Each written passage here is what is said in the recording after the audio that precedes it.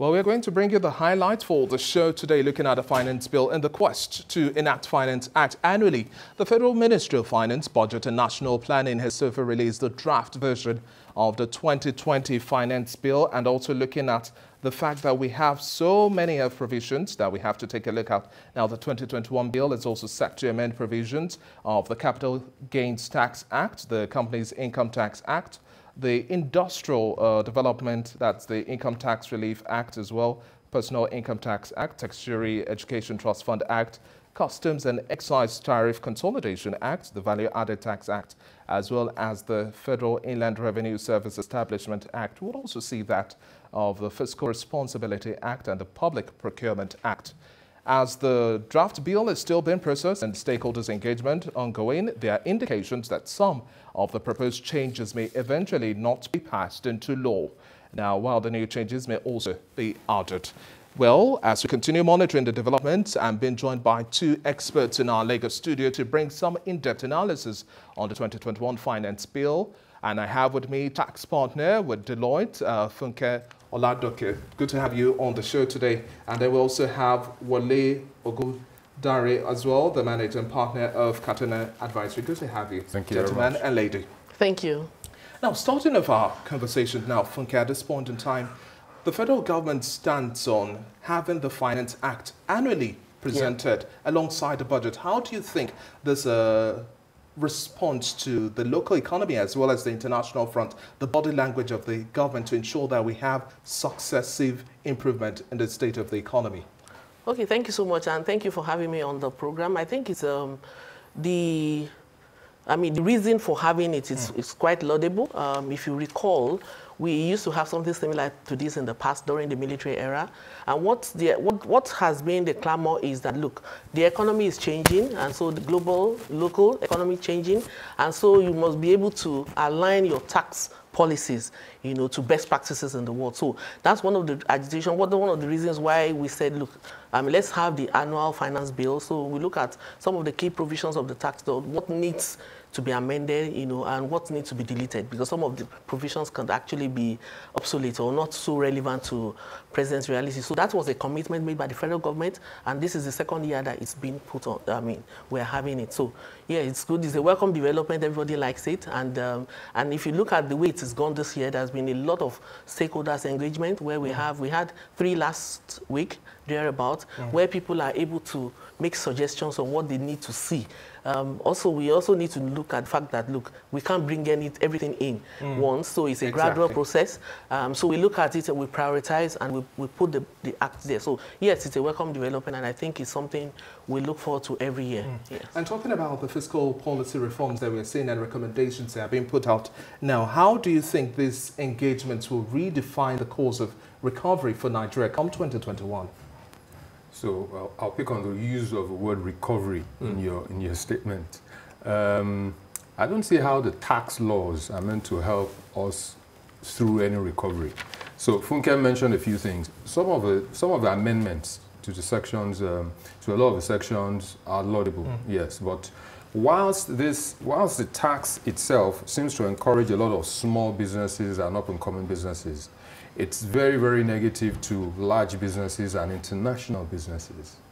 That's where the downside of these tax laws are. That's how I read it, because I've looked through all of it. And the challenge that presents is, as a country today, we haven't been able to attract enough FDIs. Back to your word, recovery. If you can't use your local funds and you can't use your local credit to stimulate growth and recovery, then you need some form of FDI. You need to, as we always say in the parlance of what the government needs to do, they need to set the right tone, they need to create the right environment. All of those things are the things that will aid recovery. So whilst the tax laws are also there, and I agree with Funke in saying, look, there's been some major improvements. Whilst those improvements have been made, recovery is a whole new ball game, on the side of taxpayers, and in 2021 particularly. And so many people say that, well, at the end of the day, we have to look at government also work much more with big data. The tax collection measures have to just change. We can't just replicate the old narrative we've had so far. But looking at what the federal government is also proposing at this point in time, we're seeing minimum tax rates for big corporate organizations as well, with 0.5% now coming down to 0.25%. But the biggest question we had in 2019 with the Finance Act was that we did not necessarily see an explicit mention as to the size of corporate organizations. Then we can say this is the minimum range for such. Okay. I think let me just step back a bit. Talking about the gross turnover. I know. Let me just step back a bit. So we must appreciate one fact, right? So we had a finance bill last year, a Finance Act, which basically amended a lot of provisions of the tax law, raised some of the rates and things like that. But this time around, we need to be mindful of the fact that the government was very sensitive. It's a challenging year. Nobody has been through this before. And so they were very sensitive.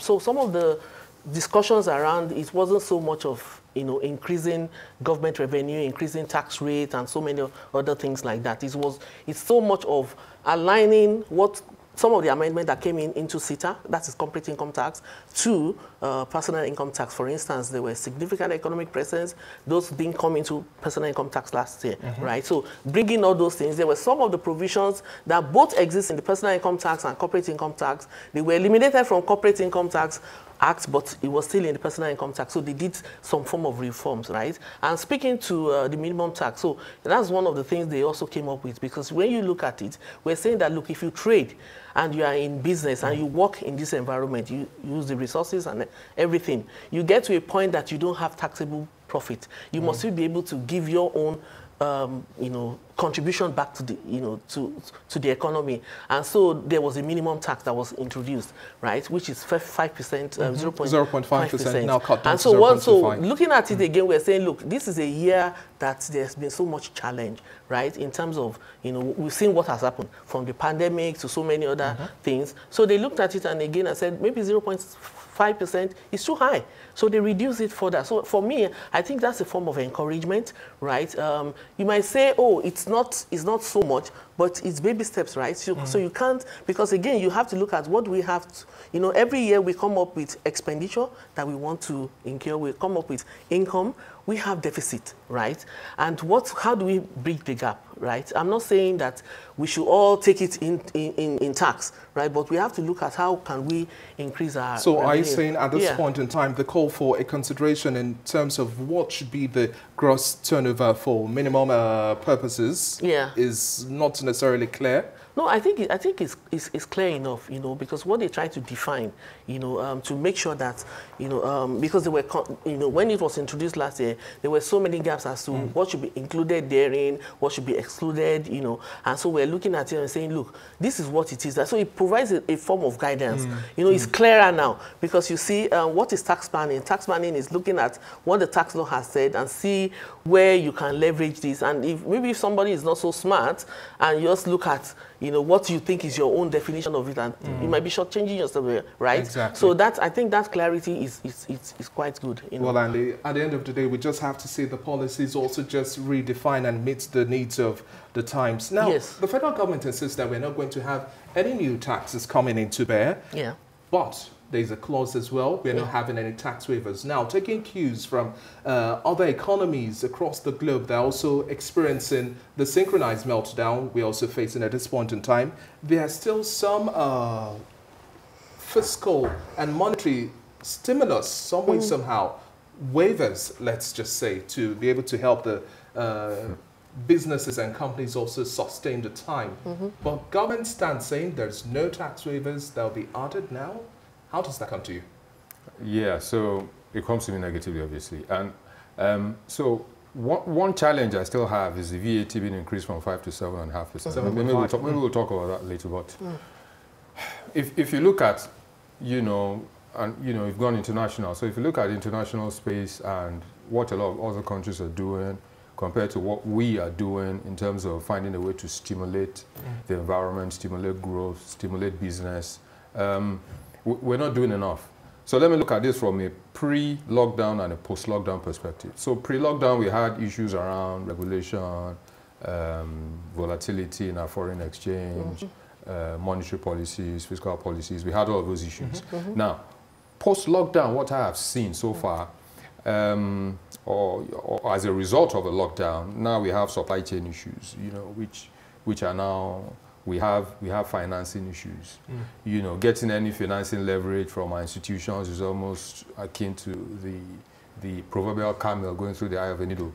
Now, if you look at all of those things, you begin to ask yourself that as a country, and we've seen all of the protests going on, I usually tell people that the policies of government, you know, on the two sides, the income and the expenditure side, and trying to achieve a balance is what creates any enabling environment.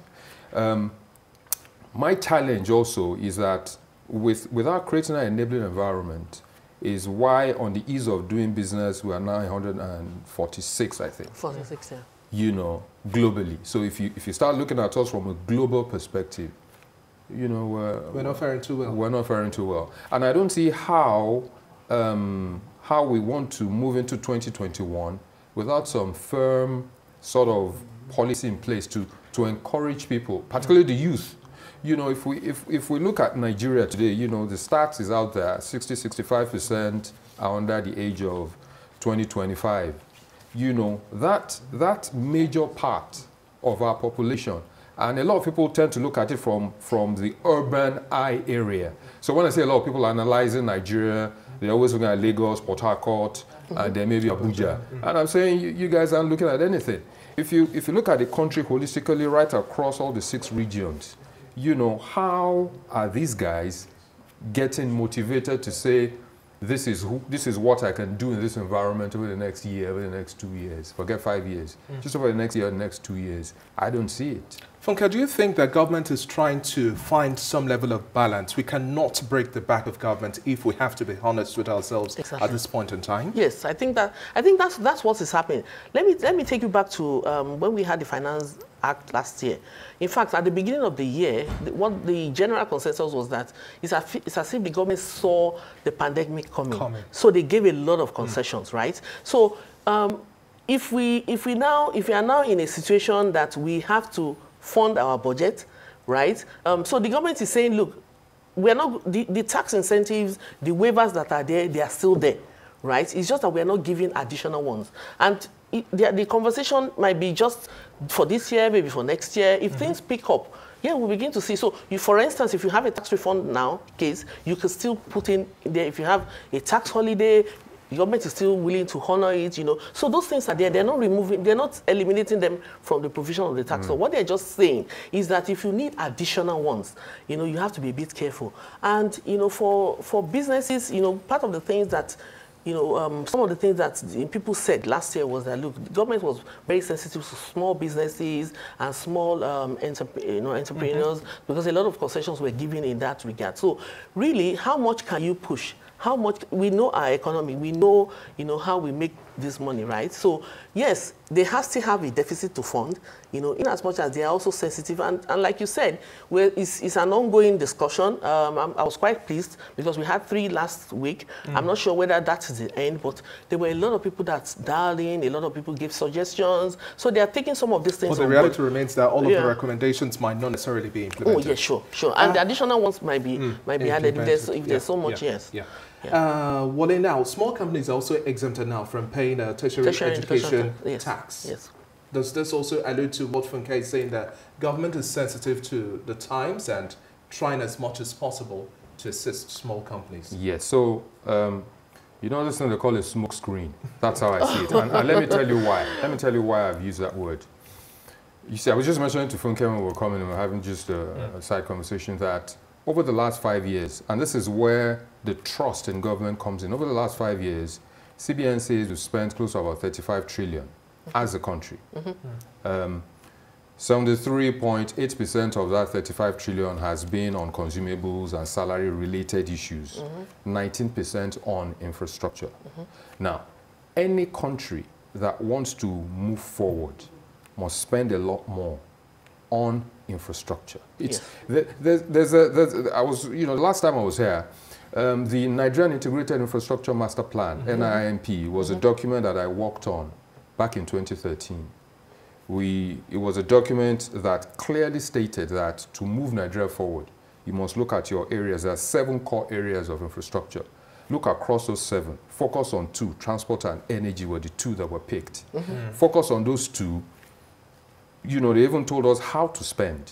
You know, this is how much you need to be spending on those 2 over the next 5 years.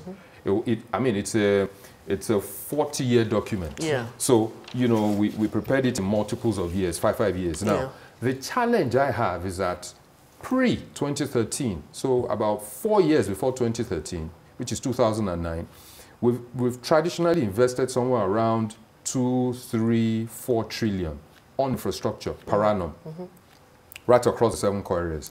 The document recommended we need to spend a minimum of about 8, 9 trillion per annum. When I calculated at 19%, and I found this very ingenious, 19% of that 34, 35 trillion spent over the last 5 years, we're still spending 3 trillion on infrastructure.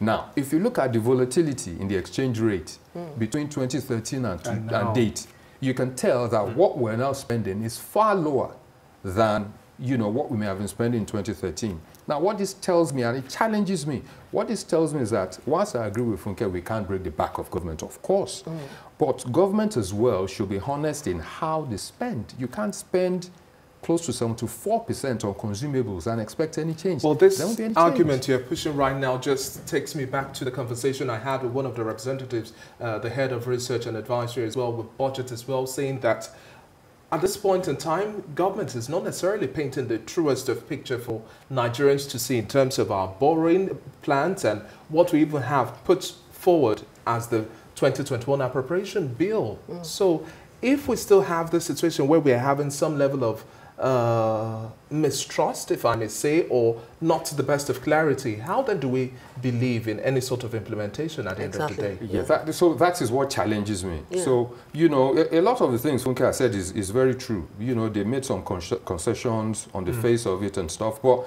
where it challenges me is on the other side, because you see, like we said, you must balance the 2 sides of government. There's expenditure, there's income. Yeah. Once we know that our income is now dwindled to, you know, there's an oil glut and, you know, we're focused on oil monies over the years, oil monies can no longer help Nigeria. Yes. So what do we do? You know, people will say, look, you guys are talking about issues. So what do? We create a country that has an enabling environment. Yes. You know, the NSAS protest, I always say, was caused by just one area, which is security and what's it called now? And vital registration. That's the core infrastructure that takes care of that. That security and vital registration infrastructure isn't in place. Under it is where you find things like police reforms and all of that. The challenge is that until we do those things and attract foreign investment, we won't grow.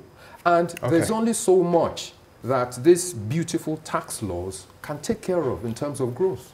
Funke, at this point in time, for the lack of time, we just have to be strategic. At this point in time, looking at our value-added tax rate, which is also at 7.5%, this is still one of the lowest across the world. Tax to GDP ratio is pretty poor. Our tax collection measures are still not at optimal level. And looking at the borrowing plan so far, I said last 2 weeks, there were new reports that federal government is also looking to borrow from Brazil, a third world country. What should we be doing right in terms of exploring innovative tax collection measures? Still understanding the reality on ground, inflation is skyrocketing 14.23%. Now, how do we maneuver through this terrain? Okay, so I think one of the things that people have also said is that it appears that these taxes are being collected from the same set of people. Okay, so we need to expand the base, right?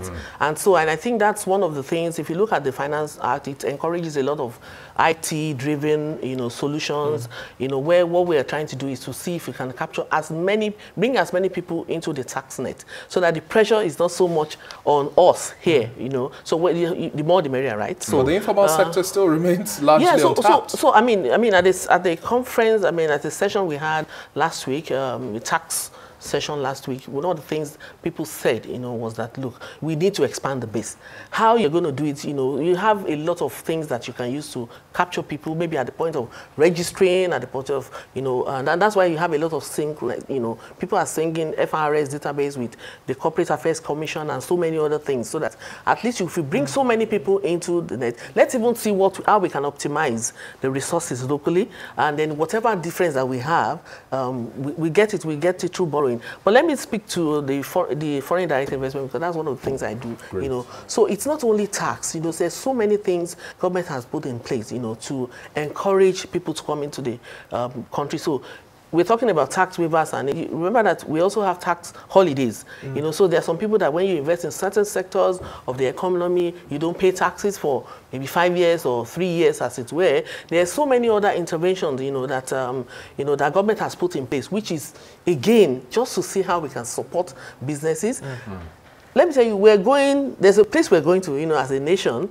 We're not going to jump and get there. So no, I'm a very optimistic person when it comes to things like this, So there are areas that we can improve on, and that is why there's always this ongoing stakeholders engagement, where to say that, look, what are the other things that we can do, just to make the environment conducive, so that we can attract foreign investors, and so that we can expand the economy, and then so that we don't rely so much on tax. Because when we talk about non-oil revenue, tax seems to be the first thing that jump at you, but there are some other things that we can also focus on. And again, even if you want to focus on tax, if the base is big, and people are paying the right taxes, I think we will have little needs to go out there. We're slowly wrapping up our conversation at this point in time, but looking at finance status incentive now, especially for the agricultural sector, now we have an opening for those within that space to participate a little bit much more and have some incentives to help grow the economy. But how do you think this would also help transform the agricultural space? Because the biggest conversation we have is that we have to tilt away from oil. Funke has already made mention of that. Absolutely. And the mainstay for most economies is agriculture. We can barely feed, talk less of export. Yeah. Your thoughts? Yeah, so again, thanks for mentioning agriculture. So one of my major projects that I was involved in sometime between 2015 and 2017 was agriculture. Did quite a bit with the Bill and Melinda Gates Foundation and trying to say, how do we use agriculture to stimulate the economy? We were working in 2 focus states then, Benue and Kogi states. Now, what I found out across the entire agri value chain, and you see we'll come back to infrastructure shortly, is that whilst there's a lot of cultivation, planting, harvesting going on, storage and processing remains a massive issue. Yeah. Storage because power is lacking. Processing because power is lacking. Yeah. The ability to transport the finished goods because the road infrastructure is horrible. It's horrible, yeah. So whilst you look at it on the face of it and say, look, a lot of Nigerians can get involved in agriculture, it can never get to critical mass, because the infrastructure to help it get to that critical mass is lacking. And I think my final point on this is, if you look at us, we're now the poverty capital of the world. I'd like to look at the base. So if you look at I'm all for increasing the tax base. But to look at the base, there must be something in the base that you want to look at. Yeah. Now, if you look at across, so again, poverty has 7 major indicators, measurement indicators of poverty. We're top on the list across the 7. Top of the list across 7. These are things you can find out. Now, so that challenges me. Where exactly do you want to, create any base to sustain any sort of tax initiative? If you look at the agriculture that I've said as well, there are challenges. So now, we've gone round the big circle. We'll come back to the starting point. And again, it will be, if we don't do the things that will help to stabilize a lot of the growth initiatives that the environment needs, we will still stagnate. That's what challenges me. Okay. Yeah. Okay. Well, it's for the lack of time, Funke, let's just wrap up in about 2 minutes. Customs and excise as well. We're looking at the stance on imported goods and locally manufactured goods, and also unclaimed dividends. That's one of the biggest areas that attracts me the most. Creating a trust fund for these areas. managing the loopholes or revenue leakages we have is on one end, and then looking at these unclaimed dividends as well. Yeah. That's another pool as well. Yeah. Yeah, but I think if you look at what government wants to do, government is not going to take the unclaimed dividend. They are not saying they're going to, well, they will not take it initially. But I think what they want to do. Politically correct. So I think, but what they want to do, I mean, it's so we're saying just create a trust fund, which basically takes it out of the company, and then you put it somewhere on the Nigerian Stock Exchange. Yeah, exactly. And so they can access it. People can access it. Somebody said jokingly that whatever if the person is no longer around, and I said, look, but you have a state. I mean, lawyers can tell us how this is done. So so they can also go in there and claim it. So well, yes, it is, because again you have to look at what I do. The way they've put it is, if you have resources in there, we're basically not really, generating things. Let's put it in a trust. Let's see how we can create value with it. So I know that it's a very sensitive area. Yes. So I mean, it's one area that I also know that there's a lot of engagement, discussion, how it will finally, pan out. I mean, we're what are your last words? But I'm also surprised that you're not talking about the COVID-19 intervention fund. You're not talking about, the fact that if you have made donations, whether it is cash, whether it is kind, the way you're saying, look, we will allow it, even if you don't relieve it in a particular year, we can give you, subsequent, I think, up to 2 years. Yeah, for you to, I mean, that's huge. You see a lot of all these corporate organizations coming forward, making huge donations. These are things that ordinarily you will have added back and taxed, but they're saying, no, you know what, just because you're trying to help us, and we must also recognize it, and it can be quite huge. So, well, the conversations will definitely have to continue. Yes, it is. It's a work in progress at the end of the absolutely, day. We cannot have the perfect picture until we continue to paint and paint and paint. We can't have a perfect nation. We just keep safe towards it. It's been a pleasure having you, Funke Olajoke. It's a pleasure. With Deloitte. It's been a pleasure. Wale Ogudari, managing partner, Kathina Advisory. It's always a pleasure having you. Very much. Thank you so much. Lady, this is where we draw the curtains for now.